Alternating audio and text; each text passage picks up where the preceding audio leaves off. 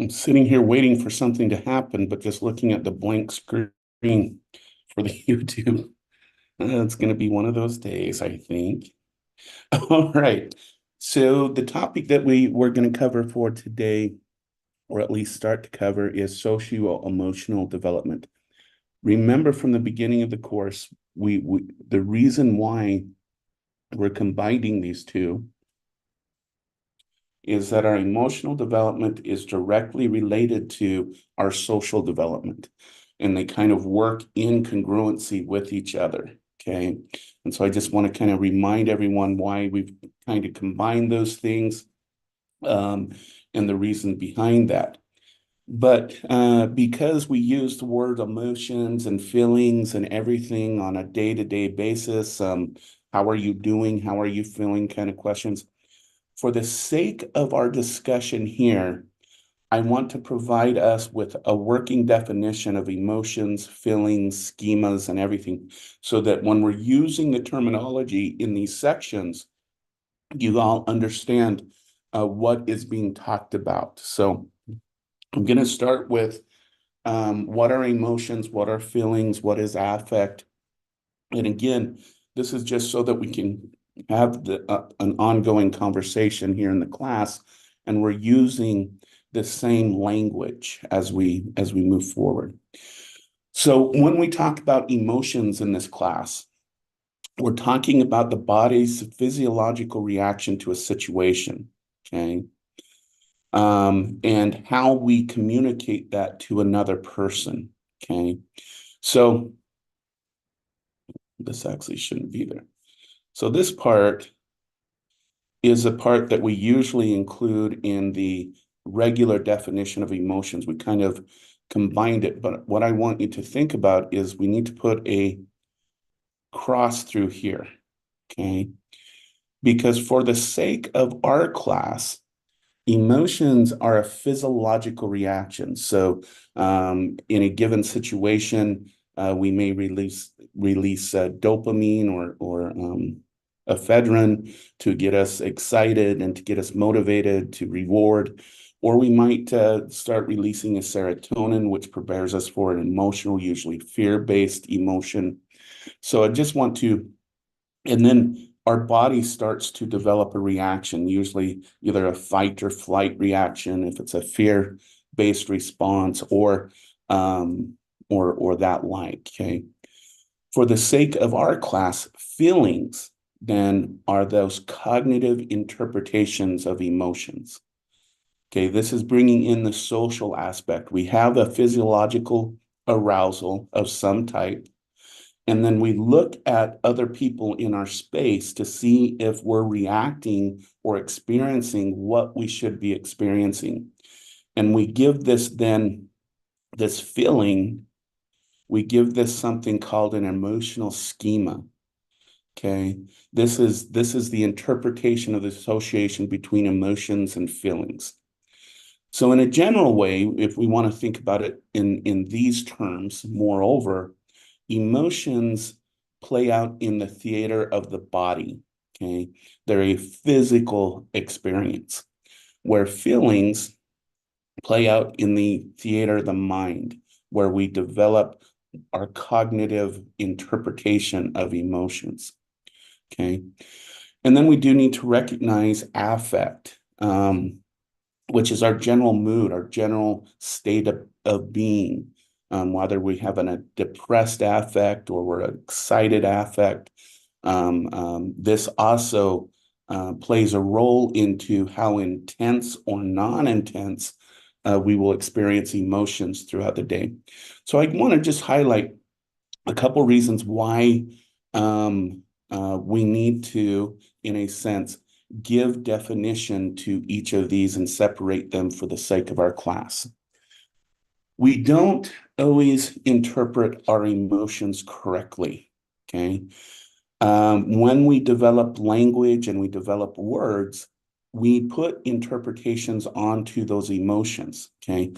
And probably the best example that I've ran into is that a lot of individuals who get into abusive relationships and they get in and out of abusive relationships and they just can't seem to find a healthy, what we would say in society, a healthy quote unquote relationship.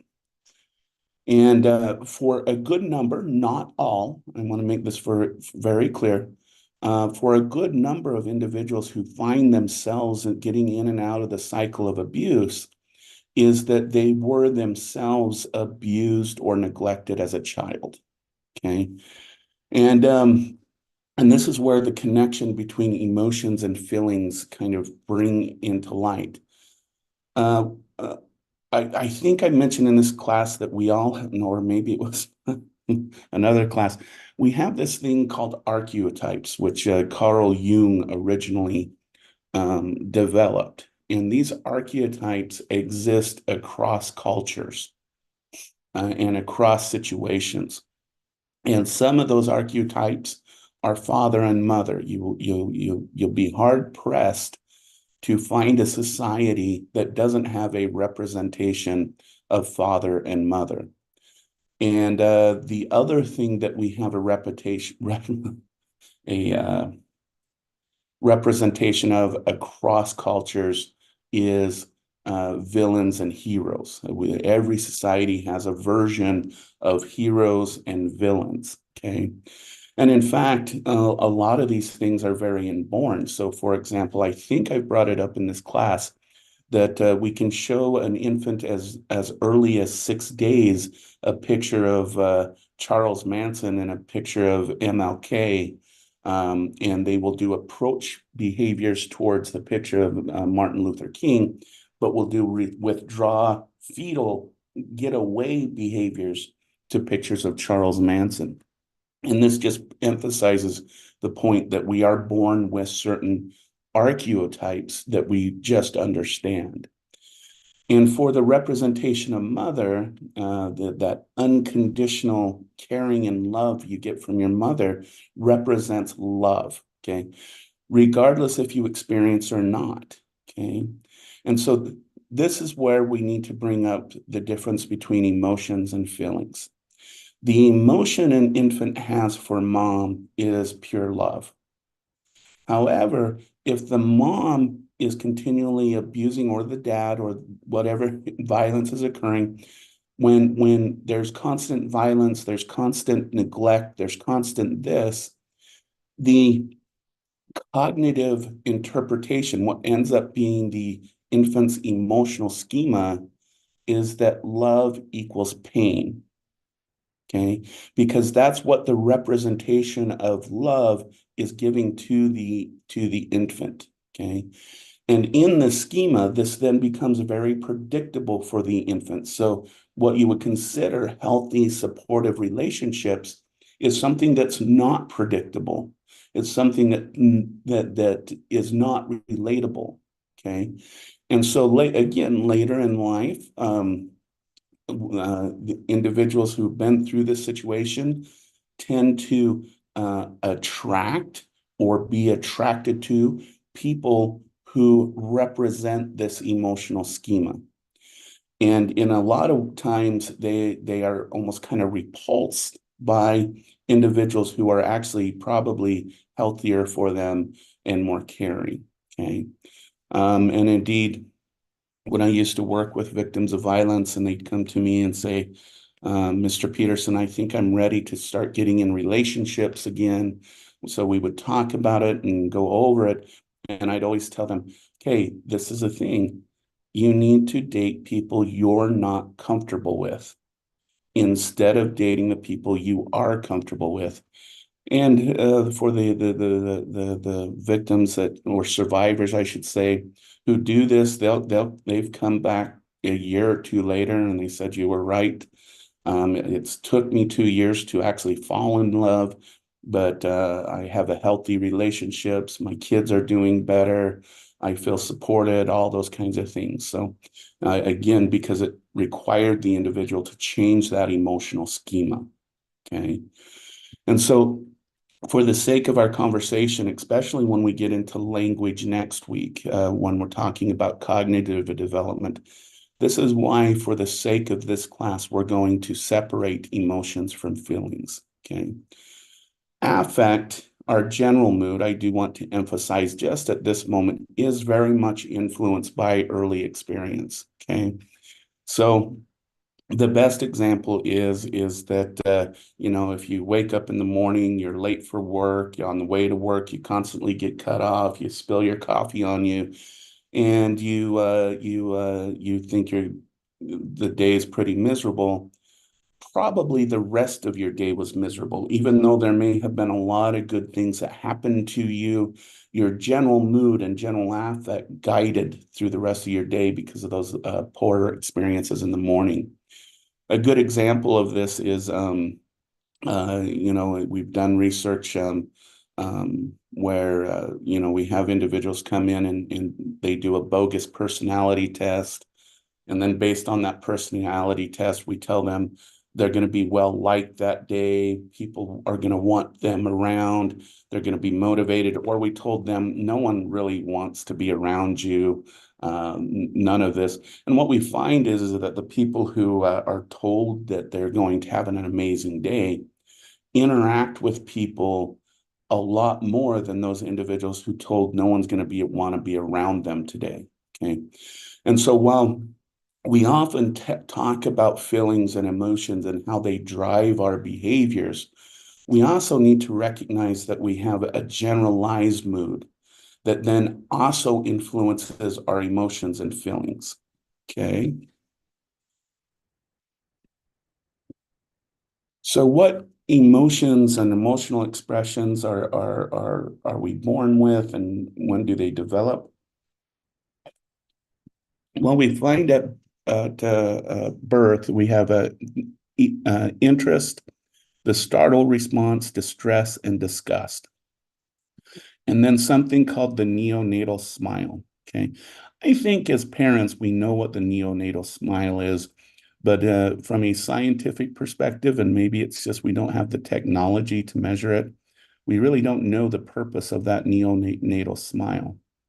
Now, we do know startle response, distress, and disgust are present at birth. And just to give a highlight of this, these are things that we really feel we're all born with, especially when it comes to disgust. In fact, people who tend to have aversion to a lot of foods also find social things that are violating more gross and disgusting. So there's a lot of things that deal what we think with food and everything else that actually also guide some of our other behaviors. So if you're, for example, when you're around someone and you're really sensitive to smell of other people, that means you probably have a very quick disgust reflex and gastral disgust reflex. And I would be probably willing to bet that you're kind of picky about the foods you eat and you have somewhat of a sensitive stomach. I'd be willing to bet that. And then based on this, and we'll come back to the startle response when we talk about some different, well, we'll get to those in just a minute. We then start to develop the social smile around 4 to 6 weeks. Interestingly, we do experience anger, surprise, and sadness before we start to develop a sense of fear. And then if you remember, this is kind of getting into those Erik Erikson stages is when we start around 6 to 8 months into 2 years, developing those things like shame, shyness, contempt, and guilt. Okay. And so just to emphasize how, again, emotions can be then have a schema that this is more of an associative learning kind of experience. Is you may remember from your Psych 101 class, but there was something called the Little Albert experiments. Um, and in the little Albert's experiments, a fellow named John B. Watson, who is known as the father of behaviorism, believing that we are just a stimulus response mechanism, um, uh, wanted to prove that fear and phobias are something learned. They're not something we're born with. And so he's going to play off of the startle response, where infants, when they hear a sudden noise, a sudden flash, they startle to it. We instantly kind of freeze, almost like they're going into kind of this little fight or flight mode. Okay. Um, and so what he did is he first presented little Albert, who was just an infant, a little white rat. And in the beginning, little Albert would play with it, just like every infant, try to put it in his mouth, no, and really had no fear response. But then what Watson did is he would slam a symbol while presenting the little white rat, and he did this over and over. And eventually he found that little Albert then would respond to the little white rat in a fearful way or a startled way and start to cry. And then little Albert would generalize this to pretty much anything white and fluffy. Okay. And again, the reason I bring this up, and I may have brought up the little Albert experiments earlier in the semester as well, is that this is another example of why we separate emotions from feelings. Because in this case, the child is making an associative learning type thing. There really was no reason to develop that phobia and fear other than that loud external sound was paired with that little white rat in the example of the little Albert experiments. Now, I will say we wouldn't be allowed to do the little Albert experiments anymore. That's something that would not get across an ethics committee. And so don't worry, mom and dads, scientists aren't allowed to do this anymore. Um, so anyway, so these are the development of these different emotions. And again, children, there's a lot of variability in this. There's some children who have such a mellowness about them that fear and anger and whatnot tend not to be as expressed as with other children who might have maybe a hotter temperament or the like. So.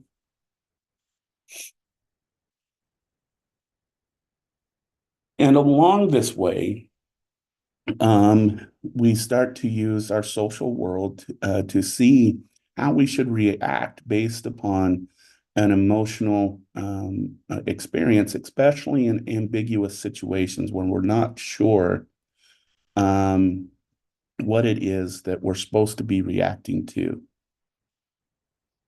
So in this example, and this is when we really start, it's really around this age where we start to develop empathy, because we'll see here in a minute when we talk about theory of mind, this is the age where we start to develop this notion of theory of mind and whatnot. I do just want to bring up, so there is a difference between having sympathy and having empathy. Feeling bad for someone is sympathy. Feeling bad with someone is empathy. And what is required for empathy is for us to experience what the person is experiencing, one, and to develop a theory of why you're both experiencing this emotion and what we should do about it. Okay. And we know infants start to do social referencing around 3 to 4 months with mother. And I mentioned this during our conversation with Erickson. This is where that mother-infant dance starts to work. So in the beginning, it's feeding, and after the feeding, you kind of have this moment with the infant. They smile, you smile back. And then it's going to turn into that secure base as the child starts to explore their world, like we talked about in Erickson's theory.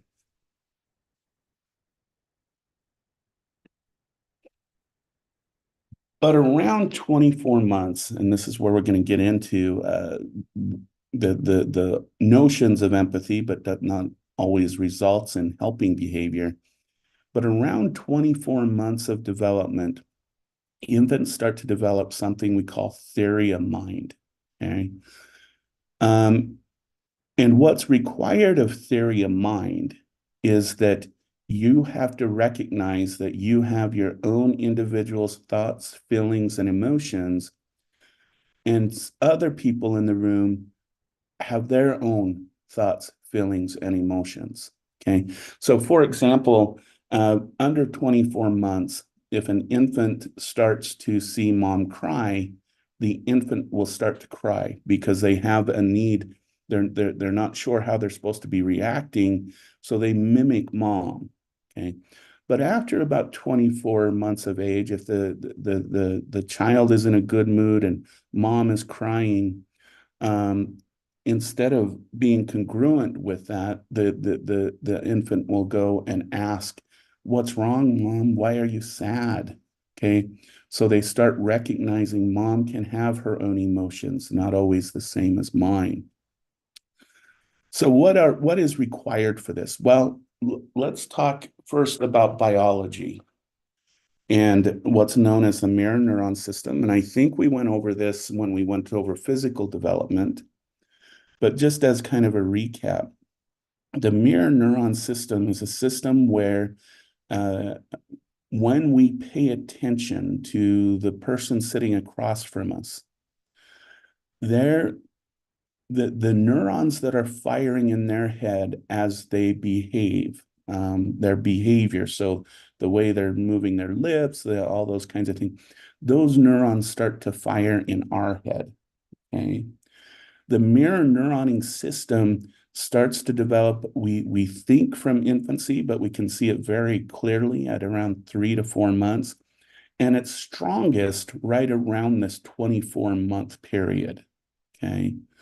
Now, on a biological level, we're having the reaction. And so if you ever wonder this, if you're ever bored at the movie theater when there's an action scene, and maybe they're in a car chase or something, watch people in the room, because those who are really into the movie will start to dodge the bullets.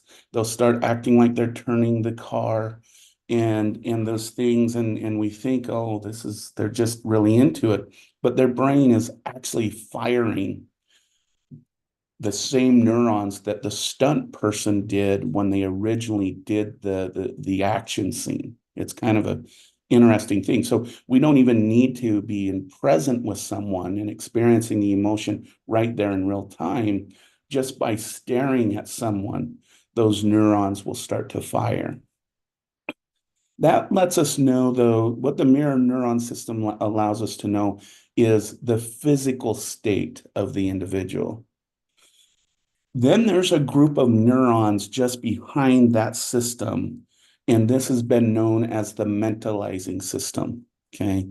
The mentalizing system starts to use those emotional schemas that we've developed and starts to mentalize, figure out what that person is thinking or feeling.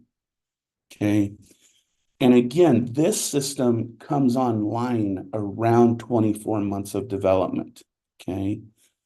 Um, and as I mentioned earlier, we also have some other tests for theory of mind beyond these neurological systems. For example, at 24 months is usually when a child starts to recognize themselves. And there's lots of tests for this. I'm going to give the most simple example of recognition of self, and that's before an infant goes to bed, you have them stare at themselves in a mirror, and then when they're asleep, you put a odorless dye on their forehead. And when the infant wakes up, you put the mirror in front of their head. And around 24 months of development, they'll notice there's something on their forehead that wasn't there before they went to sleep. So there's this mirror recognition of the self that starts around 24 months of development. The other thing that we start to do is recognize others as having their own experience separate from us. Okay. And the best example of this, the most simple example, and I think there's like 16 tests in this. So in front of two children, we have two cups, cup A and cup B. Okay. And in front of both children, the experimenter puts the ball into cup A. And then one of the children leaves. And in front of the child that is still there, the experimenter takes the ball out of cup A and puts it into cup B. Okay. And then the experimenter simply asks the child, when the other child comes back, which cup should that child look into to find the ball? And again, around 24 months of age, the child gives the appropriate response. Well, the last time he was in the room, the ball was in cup A. So he should look or she should look in cup A, even though I know it's in cup B. Okay. And this is kind of an example of when infants and children start taking on perspectives of others instead of assuming everyone has the same experiences that I have. This is where children starts to say they have a different experience than what I have. Okay. Now, at this moment, usually, a lot of people say, well, this is the development of empathy, right? But what we're going to find is yes and no. Okay. This is the beginning point of empathy and being able to recognize and feel for others. The problem is that having these theory of mind moments don't always motivate us to help people, to go into that empathetic state and care and help someone else. A lot of times when we develop these theories of minds, we try to avoid that person or we stay away from them because we've theorized that what they're going through is something I can't help for. I can't be a part of this. So a lot of times with just theory of mind, we actually start doing avoidant behavior instead of an empathetic drive. Okay. In order to have empathy, we need to grow a little bit more, get into the early childhood years, middle of childhood, and this is really going to take off in adolescence, is we have to start developing something called emotional intelligence. Okay. And we'll get into emotional intelligence a little later in the course, but I just want you to know this is only the starting point of empathy. And the need to help other people, there needs to be other components that then drive us to go into that empathetic helping behavior. So I just want to clarify that because a lot of people assume, well, this is empathy, and it's not necessarily that yet. Now there is one emotional style that and one what you would call personality style that we are born with. Most other personality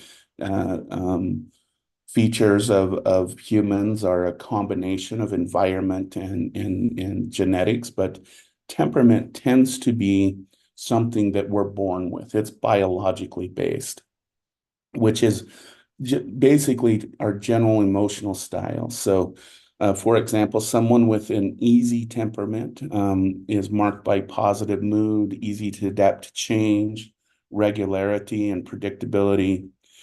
Slow to warm temperament is marked by more negative emotions, intense responses, slow to adapt to change, and whatnot. And then difficult temperament is marked by slow adaptation to new experience and moderate irregularity in eating and sleeping. You can think about this as an easygoing person or a hot-headed person. And it's important to recognize that this also plays a role into the social emotional relationship that is developing between mom dad or caregivers and family members and that child, because if a child is born with that more difficult temperament, then that interaction between mom and dad or caregivers and child is going to be moderated by that temperament of the child. And we probably all know those parents who had the child that was difficult and disobedient and always difficult, and then we have probably know those parents or that they had the easiest child in the world. And then we also know, and this is the important part, we know the parent who had the difficult child, the difficult temperament child, and then the next child was very easy. And so just within the family, it can be different dependent upon what genetics was given to each of those children. So.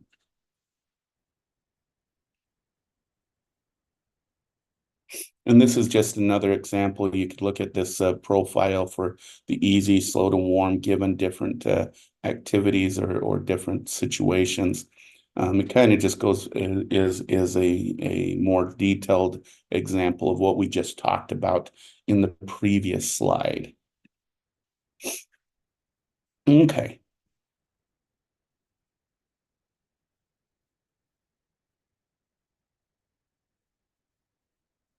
All right. So the last thing that I want to spend time on today is something known as attachment theory or attachment. And it kind of goes back to what we discussed with Erikson in that you remember we trust versus mistrust. And this is going to kind of be the start of this. But and what basically attachment is our emotional bond with a particular person. Okay. This is what it creates that secure base that we talked about when we talked about Erikson, where the child uses the caregiver to explore, but then come back and make sure that that relationship is still there. I want to check and see. And we're going to kind of talk about three people in this class that did research. Harry Harlow, who did some research on macaque monkeys. John Bowlby, who was one of the first to develop different what's called attachment styles. And then Mary Ainsworth is then going to provide research called In the Strange Situation to support those different attachment styles. And it's kind of important to keep in mind that what was the early theories about the relationship between mom and infant, and we could look at Sigmund Freud, the behaviorists, all believed that the only purpose, the only relationship between the infant and the mother was for food, for her breast milk.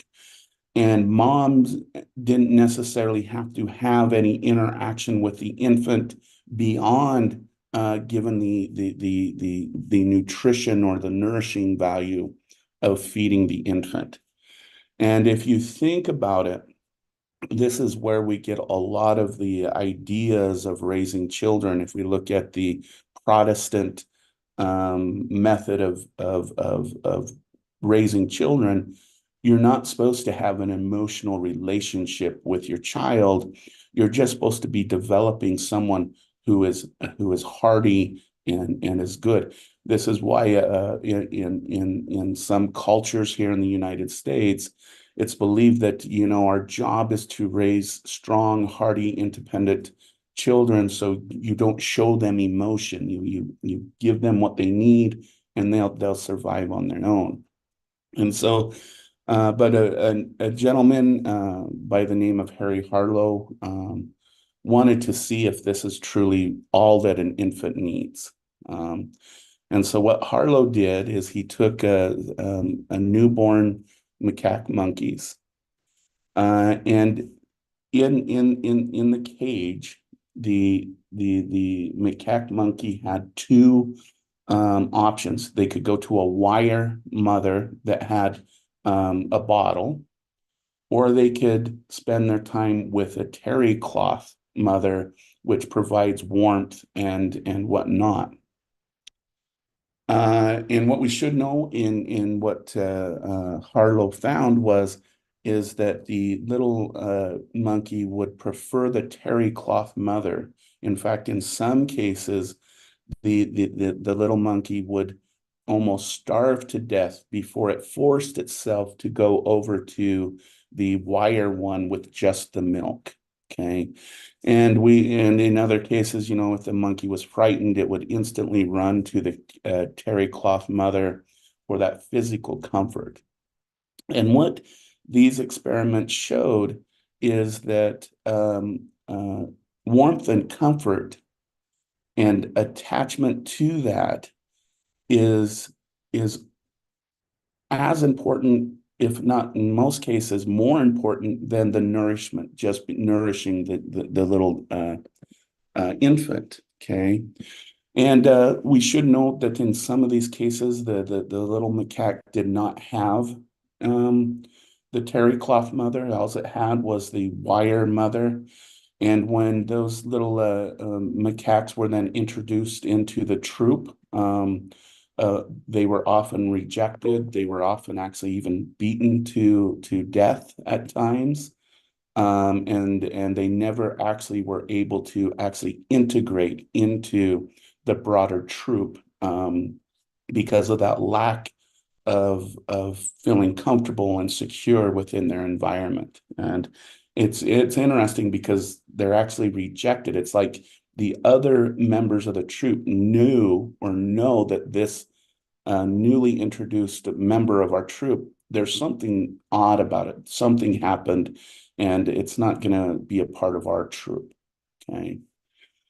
And, you know, if we think about notions of things like bullying and stuff like that, that happens to a lot of neglected and abused children, well, you can kind of see the reverberation of these things from Harlow's original studies.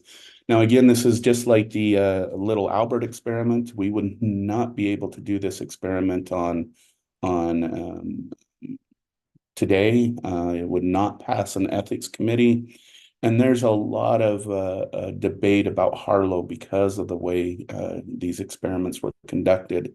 But as we'll see, this notion of warmth and comfort and, dare I say, feelings of being loved do have a big impact on the infant's growth and development. Okay.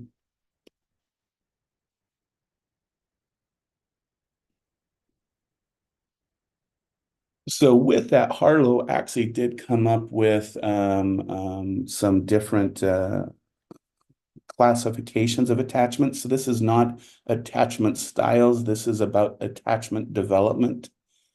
And he came up with what's called pre-attachment. And this is where basically the mother, the primary caregiver, and the infant bond together. We know that oxytocin, which is the bonding chemical. So if you're going to fall in love with someone, guess what? You're going to produce oxytocin.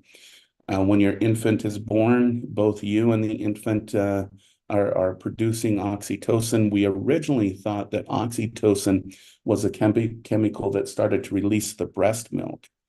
But we found that it actually does a lot more than that. It starts that attachment process, which then do develop into those other biological bonding things, such as production of breast milk.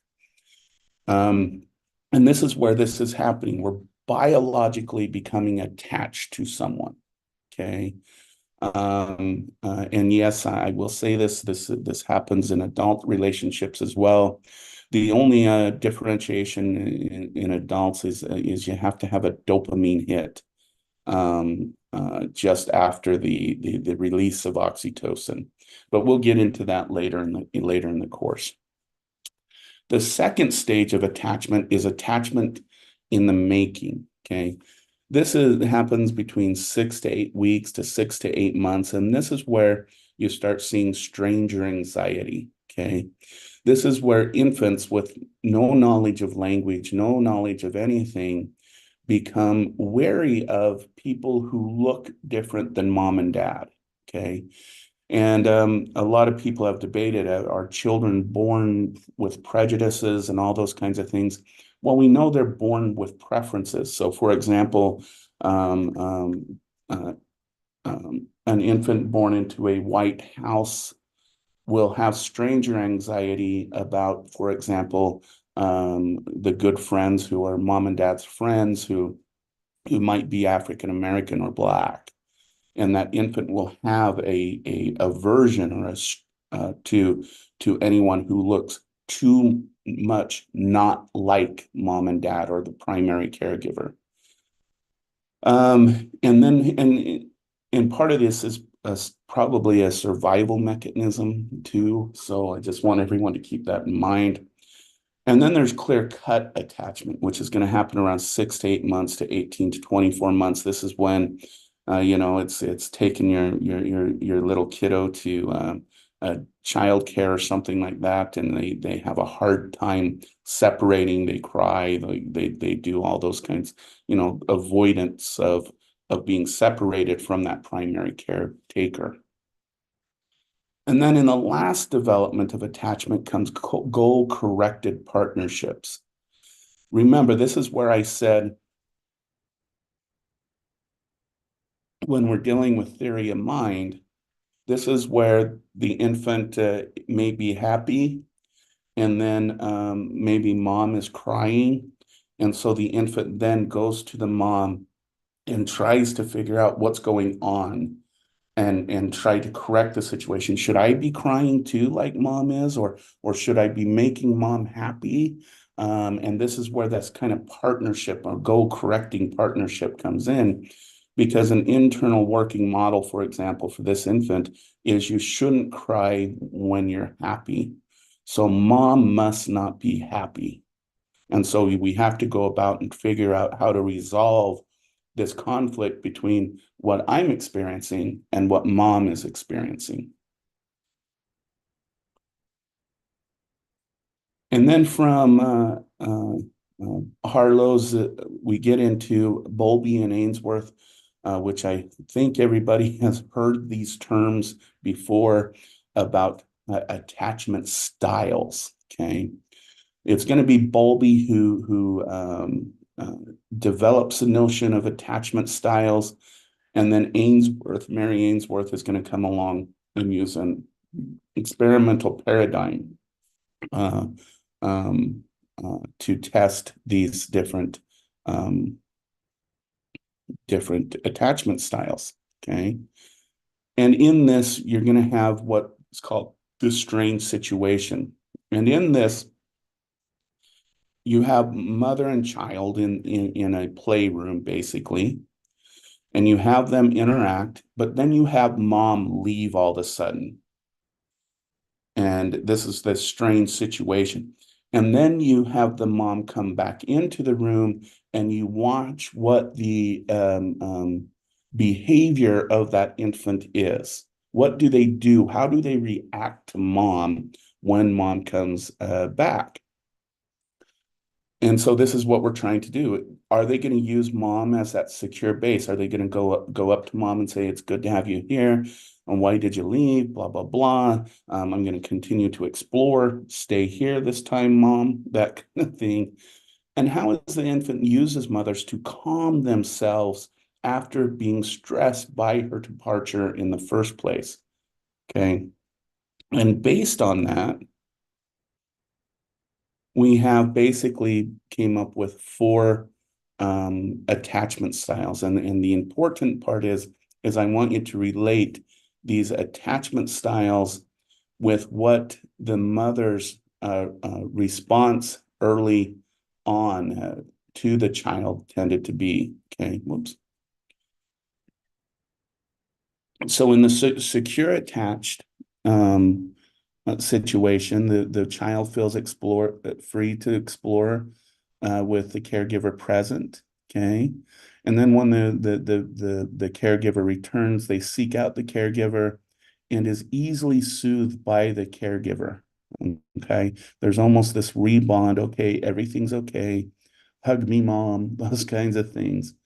And what we found is that early mothering to children who tend to have this quote unquote secure attachment is that the mother was responsive to the infant's needs. So they're kind of more on that trust end with Erickson's, where baby cries, mom shows up, and they're responsive to the infant. Okay. The next one is anxious and avoidant. So they'll explore with or without the caregiver. Don't really care. When the caregiver returns, the child does not seek out the caregiver for anything. They just kind of that, and this is the avoidant part of this. Okay.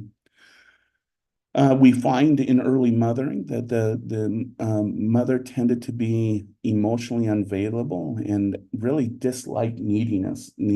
So again, if we go back to our example with Erickson, this is where the mother kind of blames the child for needing to be fed or needing to be changed. Okay.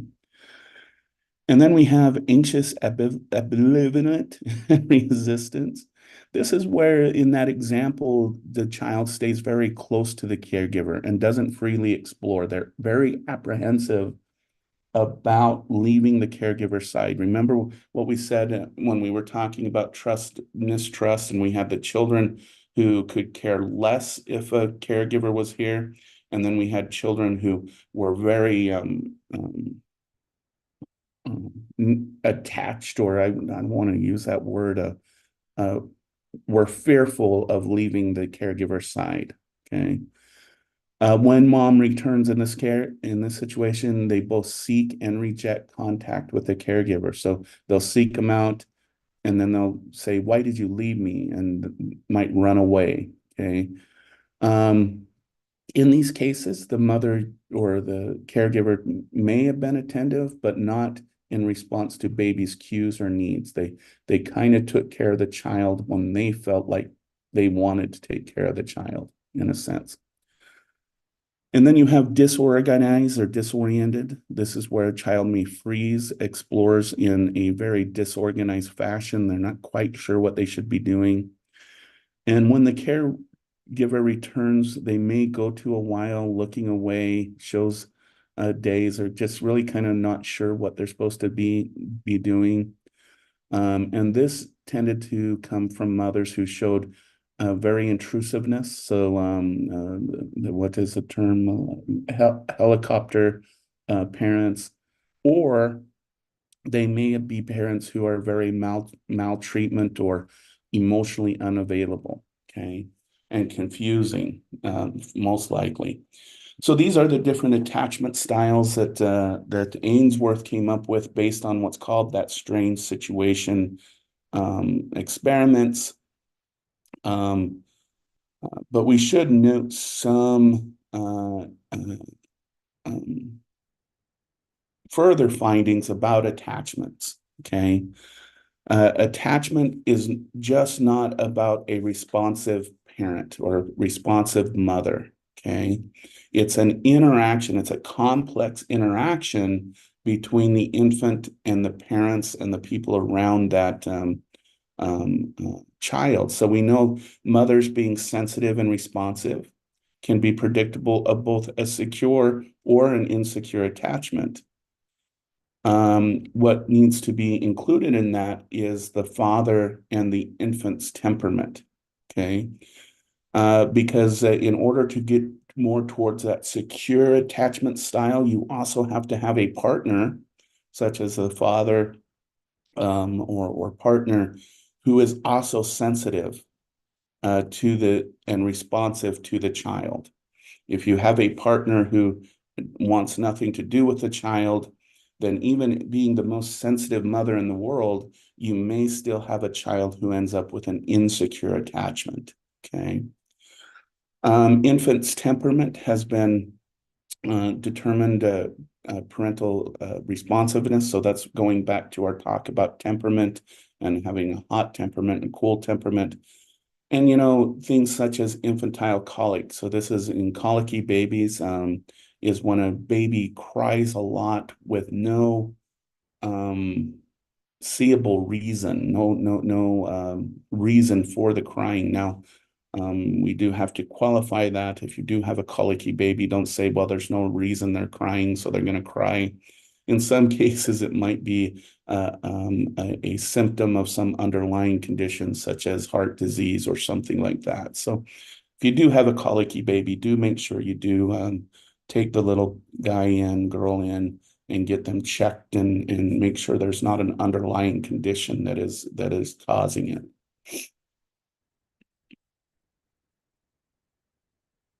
Okay. And again, when we talk about this, higher levels of oxytocin in infant raised from birth than those previously neglected. Okay, we know that plays a large role. And culture also plays a large role dependent upon the way we have. So here in Americas and North European, we tend to have more individuals with that avoidant attachment, mainly because the main parenting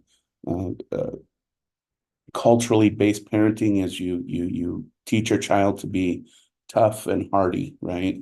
So you don't spend much time listening to them cry or be sad or emotional. In Israel, Korea, and Japan, you have more of an anxious ambivalent type of development. And this, we think, comes down to the idea between individualism, which is that hardiness, that individual, as a kid, you need to be strong and tough, versus what's called a collectivist idea that everything should be in harmony. And when something's not in harmony, that can bring up a lot of anxiety and ambivalence about what you're supposed to do. So you can see the complexity that is going on when we talk about attachment. It's just not about a relationship between the parent and their primary caregiver. It goes beyond that to biology, to culture, to a partner's response, such as a father or another partner, and all of these different dynamics.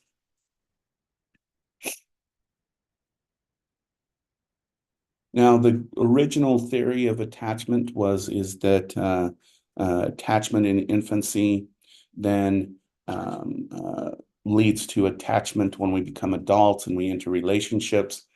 And the relationship is it's not a direct line that your attachment in infancy is going to necessarily mean you're going to have. So, for example, if you have a secure attachment in infancy, that doesn't guarantee you'll have a secure attachment when you become adult. Okay. Um, so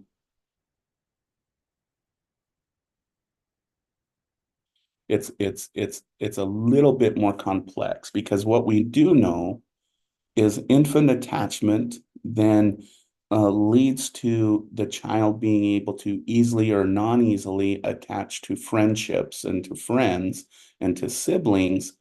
And then that's also then predictive of how they're going to lead to attachment in adolescence.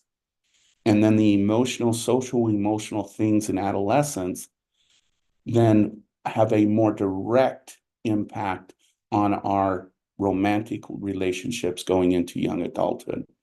So it's a road. It definitely starts with early attachment, but it can take different routes getting from infancy attachment to adult attachment. So I just want to bring that point up.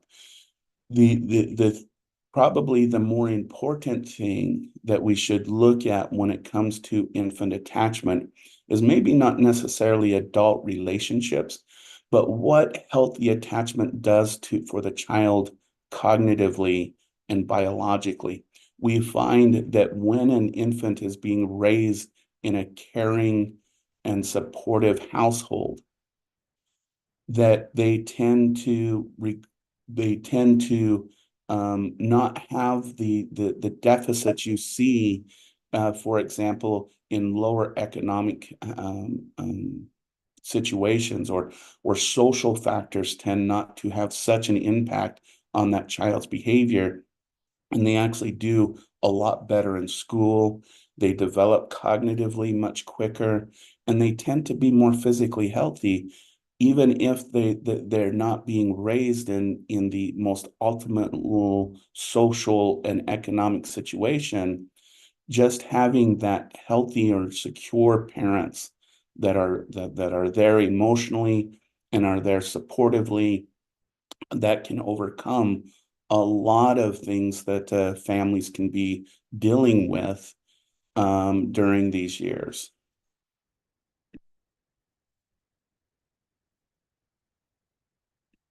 Okay. Yeah, so I'm going to stop here and I'll finish that stuff up because it gets into our cognitive conversation later.